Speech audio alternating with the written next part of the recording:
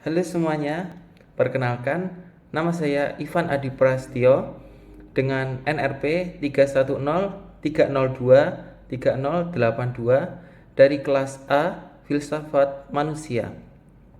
Oke, teman-teman, pada hari ini saya akan membahas tentang hal yang tidak akan bisa kita hindari, yaitu kematian.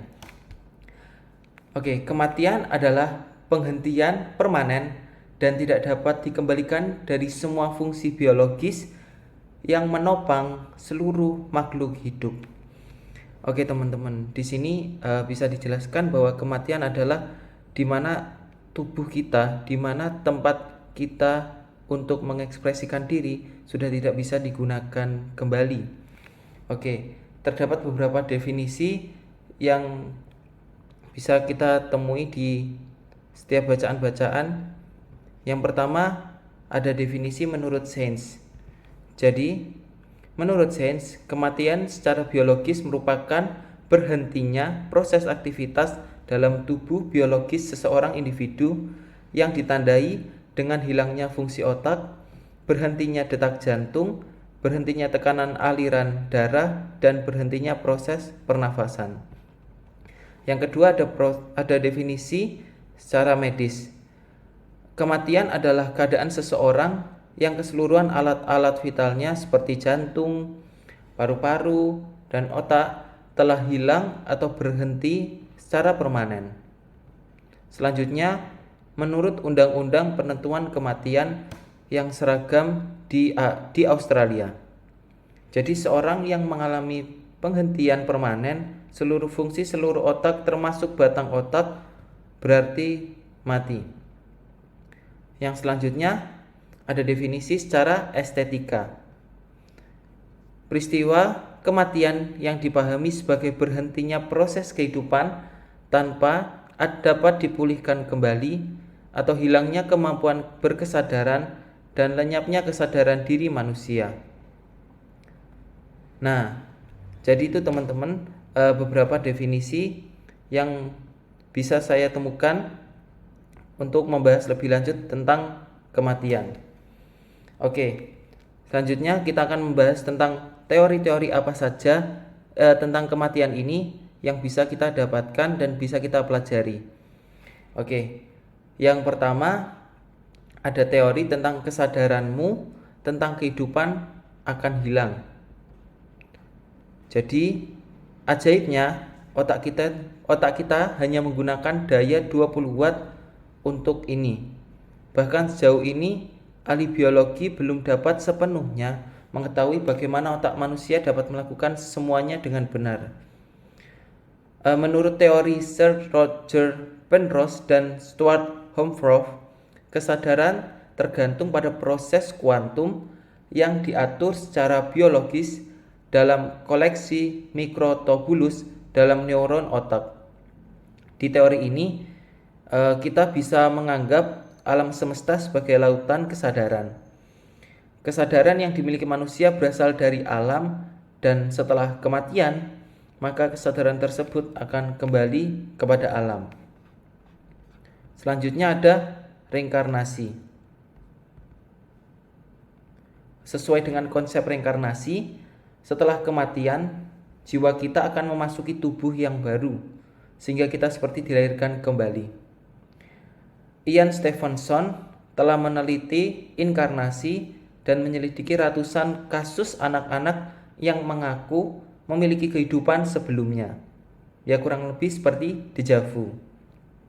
Di dalam seorang psikiater akademis dan telah mendirikan divisi studi perseptual di Universitas Virginia, terkadang ia menamai reinkarnasi sebagai kelangsungan hidup kepribadian setelah kematian.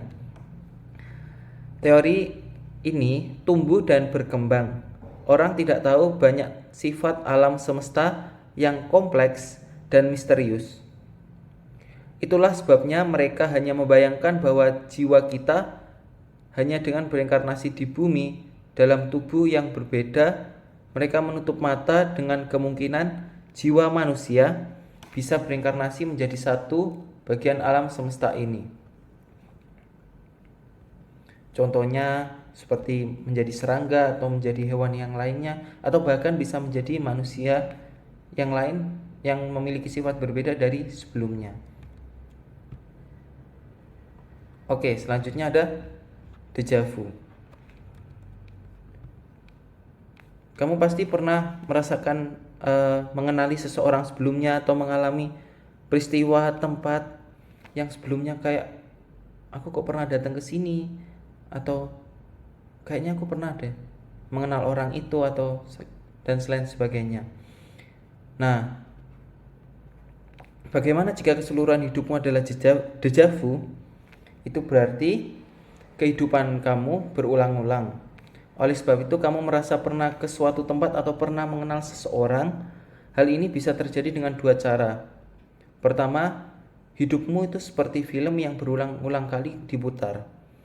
Yang kedua, hidupmu itu diulang setiap kalian memiliki kendali yang lebih baik terhadap kondisi itu.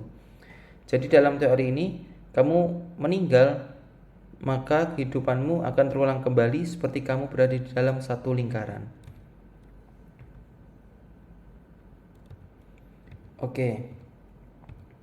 Selanjutnya kita akan membahas contoh-contoh.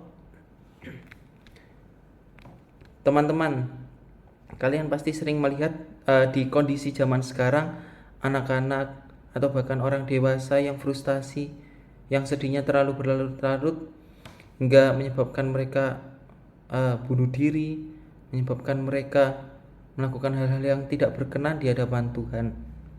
Oke teman-teman, contohnya seperti orang yang sedang anak remaja yang sedang putus cinta.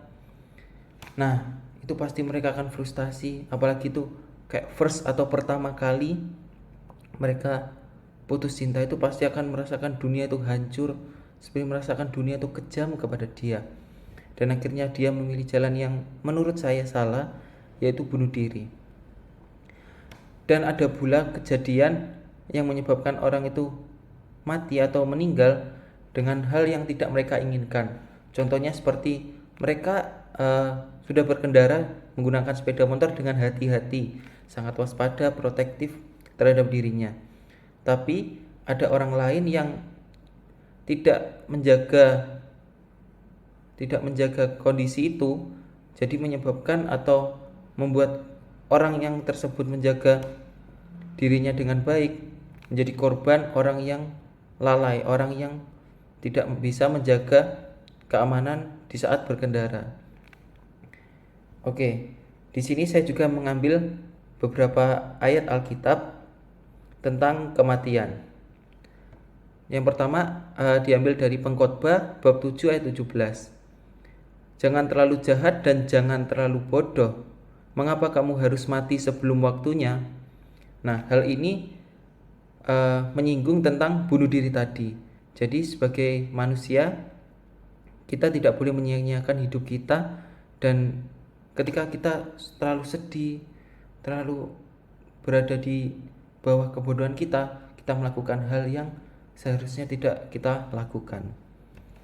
Oke, ayat yang kedua saya ambil dari 1 Korintus bab 9 ayat 19. 1 Korintus bab 6 ayat 19 sampai dengan 20. Atau tidak tahukah kamu bahwa tubuhmu adalah bait Roh Kudus yang ada di dalam dirimu, yang kamu peroleh dari Allah? Kamu bukan milikmu sendiri, untukmu telah dibeli dengan harganya. Maka muliakanlah Tuhan dalam tubuhmu. Nah, jadi teman-teman, di sini kita diingatkan bahwa diri kita sendiri ini bukan milik kita, melainkan milik Tuhan yang diberikan atau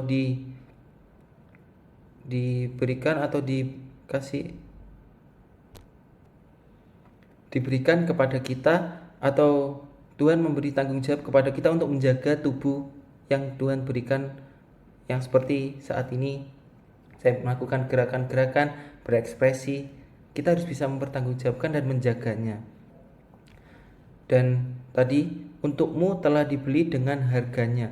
Jadi tubuh kita ini, nyawa kita ini sudah dibeli oleh Yesus Kristus dengan pengorbanannya di atas kayu salib hingga wafat dan bangkit pada hari ketiga. Oke, untuk teman-teman yang merasa sedih berlarut-larut, yang merasa segala prosesnya gagal dan merasa setiap perjuangannya itu menjadi sia-sia, ingatlah ayat ini, Amsal bab 3 ayat 5 sampai dengan 6. Percayalah kepada Tuhan dengan segenap hatimu dan jangan bersandar pada pemahamanmu sendiri. Dengan segala caramu akui Dia dan Dia akan meluruskan jalanmu. Jadi di ayat ini mengatakan bahwa di setiap kehidupan kita jangan kita berjalan sendiri. Jangan kita merasa bahwa diri kita sudah kuat dan tidak memerlukan siapa-siapa lagi untuk kita berjalan maju dan menyelesaikan setiap proses yang ada.